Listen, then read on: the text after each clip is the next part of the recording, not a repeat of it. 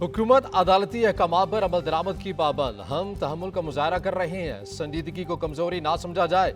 मामला सियासी जमातों पर छोड़ दें तो क्या अमल दरामद ना करवाएं। चीफ जस्टिस ऑफ पाकिस्तान के एक ही दिन इंतखाबात के केस में रिमार्क्स। कहा, अक्टूबर में सिक्योरिटी की क्या गारंटी है।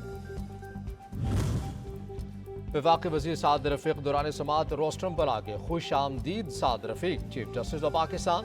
साद रफीक ने कहा कि वकील नहीं, अदालत में बात का सलीका नहीं। इदारों और सियासी जमातों के दरमियान अदम एतमाद की गहरी खलीज है।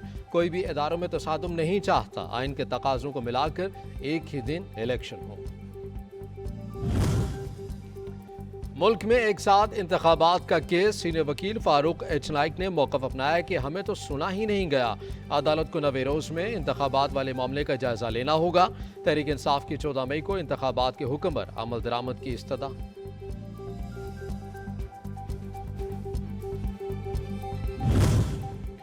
सुप्रीम कोर्ट के फैसलों पर नजरसानी बिल सेनेट से मंजूर। बिल इरफान सदीकी ने पेश किया।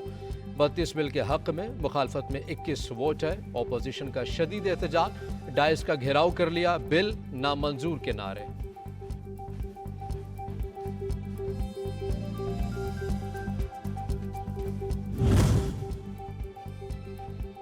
पाकिस्तान का शंघाई ताउन तंजीम के रुकन ममालिक के दरमियान ताउन बढ़ाने पर जोर। वज़ीर ख़ारजा बिलावल भुट्टो का SEU के इजलास से खिताब।